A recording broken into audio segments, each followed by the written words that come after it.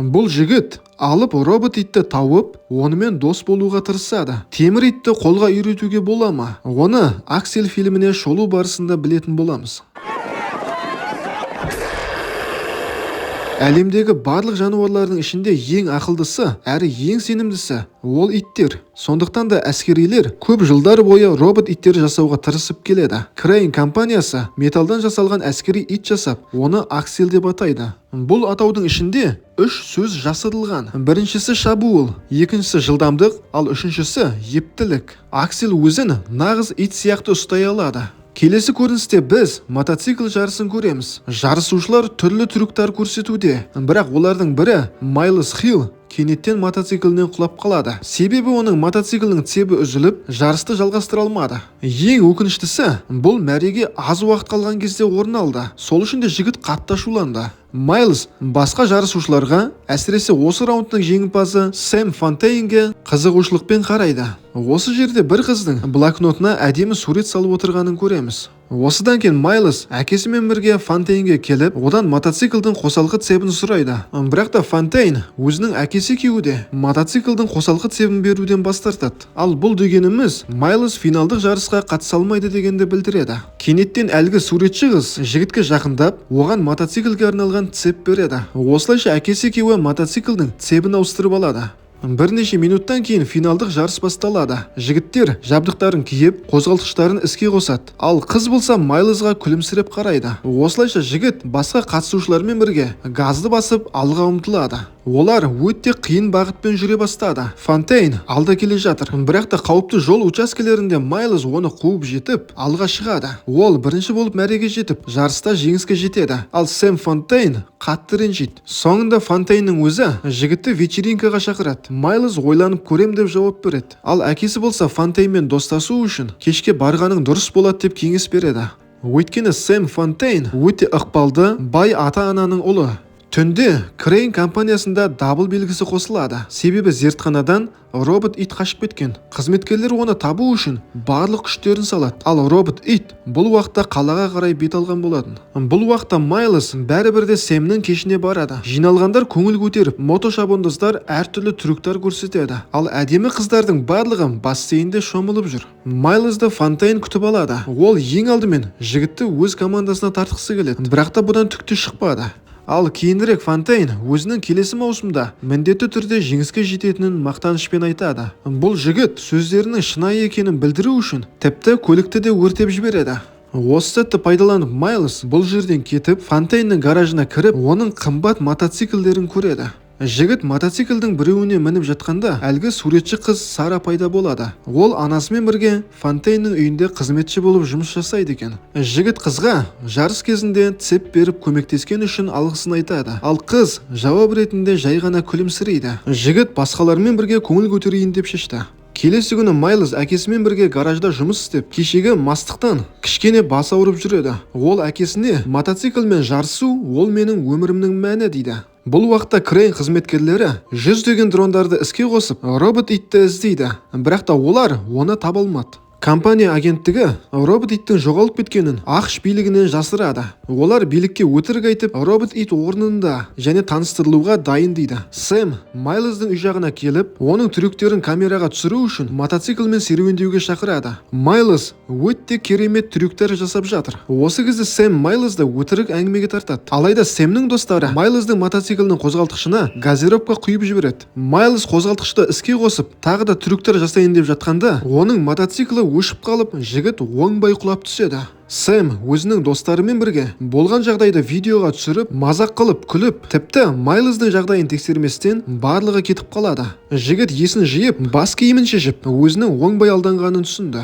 Жігіттің кішкене мойны жарақаттанған, ал Сэм жігітке кішкене бензин қалдырып кеткен екен. Майлз қозғалтқыштағы газировканы төгіп, бензин құйып, мотоциклін қайта оталдырады. Жігіт сол маңдағы ескі ғимараттарды қарап шығады. Кенеттен ол бір гараждан күмәнді дыбыстар естиді. Ал ішке кіргенде ол жасырынып жатқан робот итті көреді. Майлз қатты қорқып, мотоцикліне мініп қашып кетеді. Алайда робот ит қарап тұрмай оның соңынан қуады. Өйткені мотоциклде роботтың өзіне керек болған жанар жағар майы бар. Ол Майлзға қарай секіреді, бірақ та жігіт бұрылып үлгерді. Робот ит Майлзға жақындап қалды. Сонда Майлз иттен құтылу үшін өте күрделі трюк жасайды. Осының кесірінен ит құлап, қатты зақымданып қалды. Енді робот иттің тіпті тұруға да шамасы жоқ. Майлз иттің қасына жақындайды, және робот ит қатты зақымданған себепті өзін-өзін жою механизмін іске қосады. Жігіт бас киімін шешіп, байғұс иттің басынан сипайды. Осы әрекеттен соң ит Майлзды қауіпті деп санамай, өзін-өзі жою механизмін өшіреді.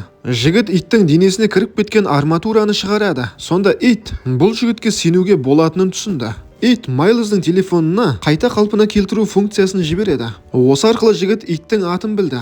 Аксель. Ол робот итті гаражға кіргізіп жөндей бастады. Ал осы уақытта Сэм өзінің достарымен бірге Майлздың мотоциклден құлаған видеосын қайта-қайта қарап қарқылдап күледі. Бұны байқаған Сара жігіт үшін қатты алаңдады, өйткені ол оның қоңырауларына жауап бермейді. Қыз Сэмге Майлзды тастап кеткен мекенжайды айт деп талап етеді. Ал мұнда Майлздың өзі телефонға жіберілген инструкцияның арқасында Аксельді сәтті жөндеп шығарды. Робот ит жаңа досынан өзіне бензин құюды сұрайды. Жігіт те дереу бензин құйып берді. Қатты қуанған ит Майлзды искелеп, оның шлемінен ақпарат алады. Ол жерде камера орнатылған, және робот ит Майлздың «яу, алға» деген сөзін естіп қайталайды. Жігіт Аксельге «енді біз доспыз, және бір-бірімізге сенуіміз керек» деп оның тұмсығындағы арқанды шешеді. Аксельдің көңілі көтеріле бастады. Ол енді нағыз иттер секілді ойнағысы келеді. Осылайша Майлз екеуі тасталған жерге оралып, осы жерде ойнап, түрлі трюктер жасайды. Осылайша Майлз бен Аксель екеуі көңілді ойнап жүргенде, жоғарыдан Crane компаниясының дрондары келді. Компания робот итті тауып алды. Осы кезде жұмысшының біреуі робот итті ақтып тастағысы келді. Бірақ та Аксельді жаратқан ғалым бұлай жасауға қарсы болды. Ол дрон арқылы сыртынан бақылап, Аксельді жігітпен қалай қарым-қатынаста болады екен деп тесттен өткізгісі келді. Ол Аксельдің не көріп жүргенін білу үшін оның камерасына қосылды. Тасталған орынға бір көлік келді. Бұл Майлзды іздеп жүрген Сара екен. Робот ит машинаны тоқтату үшін оның үстіне барып отырып алды. Қыз қорыққаннан көлікті жүргізе алмай әлек. Бұны көрген Майлз жетіп келіп, Аксельді тынышталдырады. Қатты қорыққан Сара далаға шығады, ал Майлз қызды өзінің темір досымен таныстырады. Сара батылдық танытып иттің тұмсығынан сипалайды. Енді олар үшеуі бірдей көңіл көтеретін болды.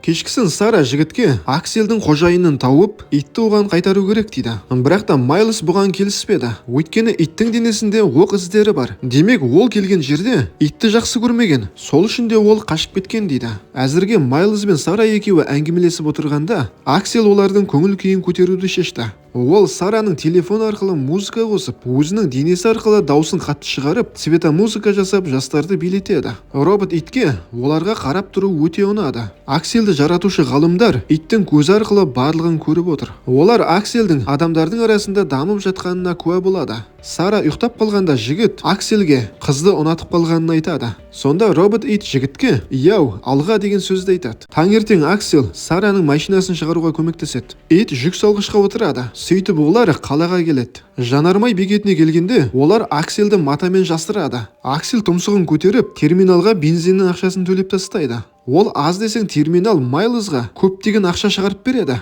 Енді олар бір күннің ішінде бай болып шықты. Қызы үйіне қонбаған үшін Сараның анасы қатты уайымдап тұр. Сэм телефон арқылы қызының қайда жүргенін анасына көрсетеді. Сөйтсе Сара тасталған ғимараттардың арасында жүр екен. Бұл жерде Сара Майлз екеуі Аксельді қолға үйретіп жатыр. Қыз қабырғаға салған суреттерін көрсетеді. Ал ит бұл суреттерге әдемі сәулесін шашады. Осыдан кейін ит қабырғаға голограмма қосады. Оның ішінде ғалымдар Аксельді не үшін және қалай жаратқаны туралы барлық шындықты айтады. Сөйтсе ит денесінен қару шығарып аталады екен. Сонымен қатар басындағы кілт арқылы бір адамға бағынышты болып, өмір бақи соған қызмет жасай алады. Осыдан кейін Аксель жігітке басындағы кілтін шығарып береді. Майлз кілтке саусақ іздерін салғанда, автоматты түрде Аксельдің қожайынына айналды. Ғалымдар қатты ашуланды, өйткені робот ит мәңгілікке Майлзбен байланысты болып қалды.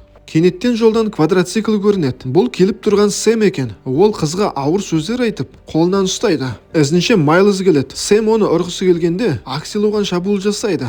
Майлз итке Сэмді маған әкел деп бұйырады, және Сэмге қарап, көзімізге көрінбей құрып кет дейді. Аксель Майлздың Сэмге тиіспе деген сөзінен кейін Сэмді программасына досым деп қабылдады. Сара мен Майлз Аксель үшін ұрысып қалды. Сөйтіп Майлздың әкесіне барып кеңес сұрайық деп шешті. Әкесі робот итті мемлекетке қайтару керек дейді. Әзірге бұлар сөйлесіп жатқанда, Аксел оларды әлгі тасталған орында күтіп отыр. Бұл жерге түнделетіп, Сэм өзінің достарымен бірге келді. Олар камерасын қосып, Акселді іздей бастады. Олар итті тапқан кезде өздерінің тұзағына түсіріп, отты қарумен атқылайды. Майлз бен Сара қайта оралды. Олар Акселді өте қатты зақымданған күйінде табады. Алайда ол Майлздың телефонына өзін жөндеу туралы инструкцияны жіберіп үлгерді. Акселді Сараның көлігіне салып әкетті және Аксел көрсеткен ғимаратқа алып барады. Осы уақытта Майлздың үйіне Crane компаниясының қызметкері келіп, робот итті басқаратын кілтті іздеп, үйді тінтей бастады. Жігіттің әкесі спорттық садағын алып, шақырылмаған қонақта тұтқынға ұстады. Майлз бен Сара Акселді сәтті жөндеді. Оның датчиктері жанды. Енді бірнеше сағаттың ішінде оның жүйесі толыққанды іске қосылу керек. Фильмнің басты кейіпкерлері сезімдеріне ерік беріп сүйіседі. Ал Аксел сетке қосылған себепті Crane компаниясының агенттері оны іздеуге келді. Олар Акселді тапты, бірақ та жастар тығылып үлгерді. Дәл осы кезде Акселдің жүйесі толыққанды іске қосылып, агенттің біреуіне шабуыл жасайды. Ал екінші агент қарумен атады. Оны Майлз итеріп құлатады. Сонда Аксел қашып кетті. Аксел Сэмнен кек алу үшін оны тезірек іздеп табуға кетті. Майлз бен Сара екеуі асығып робот иттің ізінен кетті. Сэмнің үйінде кезекті кеш болып жатыр екен. Бұл жерге Аксел келді. Жастардың арасында дүрбелең басталды. Сэм қашқысы келді, бірақ та робот ит оның ізінен қалмайды. Сэм көліктің астына тығылады, бірақ бұл да көмектеспеді. Майлз бен Сара Сэмнің үйіне мотоциклмен келді. Олар Сэмнің Акселден отты қарумен қорғанып жатқанын көреді. Алайда отты қарудың жанар жағармайы таусылды. Енді робот ит Сэмді өлтіріп тастауға дайын. Майлз екі ортаға түсіп, бұлай жасама деп итті көндіреді. Осы кезде әуеден көптеген дрондар келді. Солардың көмегімен Акселді жерге құлатып, қимылдатпай тастады. Crane агенттері келді. Олар итті, онымен қоса Майлз бен Сараны да өздерімен әкетті. Олардың барлығын Crane компаниясына әкеліп, қолдарын байлап тастайды. Ғалым кісі Майлзға өткен жолы Акселдің өзі берген басқару кілтін маған бер дейді. Бірақ та жігітте кілт жоқ. Ол кілтті үйінде ұмытып кеткен. Жігітке кілтті бермесең, Сараны робот ит өлтіреді деп қорқытады. Сонда Сараның таныс қимылының арқасында Акселдің есі қайта қалпына келді. Сөйтіп ит тоқтардан босап, үшеуі бірге қашып кетпекші болды. Әзірге Сара әскерилердің назарын өзіне аудартып, қолға түскенде Майлз мотоциклді ұрлап, Акселмен бірге қашып кетеді. Әскерилер олардың ізінен қуады. Жолдың қауіпті жерінде жігіт қырдан құлап қолын сындырып алды. Аксел қожайынын тастағысы келмейді және әскерилердің де қолына түскісі келмейді. Осылайша робот ит қауіпсіз орынға дейін жүгіріп барып, өзін жою жүйесін іске қосады. Ол жігітке қарап, яу алға деген сөзін айтып, достығын көрсетеді. Осыдан кейін әскери ұшаққа қарай ұлып, өзін жарып жіберіп, құпия технологияны залымдардың қолына түсірмеу үшін құрбан болды.